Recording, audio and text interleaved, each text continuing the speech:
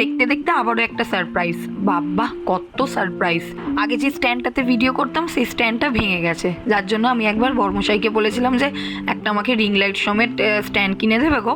ব্যাস অমনি বড়মশাই অর্ডার করে দিল বিগ বিলিয়ন ডের অফারে এই রিং লাইটটা। আমি তো এত বড় রিং লাইট দেখে পুরো অবাক, ভাবছি এইটাতে আমি ভিডিও করব। মনে মনে কিন্তু আমি খুবই খুশি হয়েছি, তবে মুখে যদিও বলছিলাম বড়মশাইকে কি দরকার ছিল কেনার। আর এই রিং লাইটটা আসাতেই বড়মশাই একদম সেট করে আমাকে দেখাচ্ছিল যে কিভাবে কি করতে হবে। আর এখানে কিন্তু লাইটটা চেঞ্জও করা যাবে, আবার দেখো লাইটটা বাড়ানো কমানোও যাবে। এই দেখো আমি একটু নিজেকে দেখে নিচ্ছিলাম যে কেমন লাগে লাইটে নিজেকে। দেখো ভালোই লাগছে, কিন্তু তাই ভাবি অনেকের ভিডিও কি সুন্দর ভালো হয়, কত ভালো থাকে।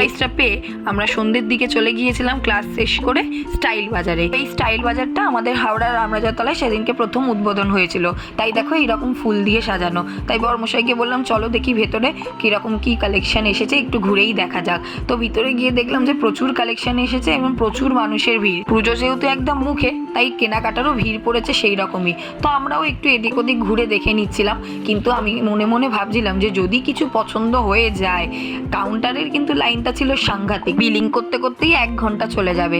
তো দেখো এখানে না 3 পিসগুলো বেশ পছন্দ হয়েছিল, দামও কিন্তু রিজনেবল প্রাইসের মধ্যে।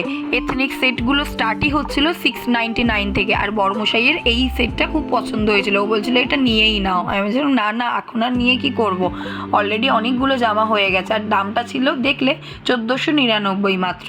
তো যাই হোক, ওখান থেকে বেরিয়ে আমরা সোজা চলে এসেছিলাম এই গাছের দোকানে।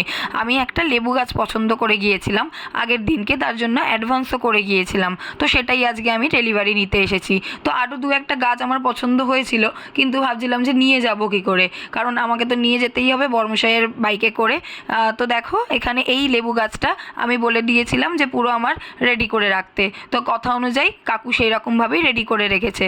তো এটা কিন্তু আমার হাতে কেনা প্রথম গাছ। আসলে না আমার অনেক দিনের ইচ্ছা ছিল যে ছাদে গাছ লাগাবো, কিন্তু ওই যত্ন করার ভয়তে এগোতে পারছিলাম না। তারপর নাচের ক্লাস থেকে ফেরার পথে এই লেবু গাছটাকে দেখতে পেলাম, কি সুন্দর লেবুগুলো হয়ে রয়েছে এই টবটার মধ্যে। তো লোভ সামলাতে না পেরে চলে যাই একদম দোকানে, কাকুর থেকে একদম সব ডিটেলস জেনে নিই যে কীভাবে যত্ন করতে হবে, কি কি করতে হবে। তো সব জেনে নিয়ে কাকুকে অ্যাডভান্স দিয়ে বড়মশাইকে একদম সঙ্গে নিয়ে ডেলিভারি দিতে চলে এলাম।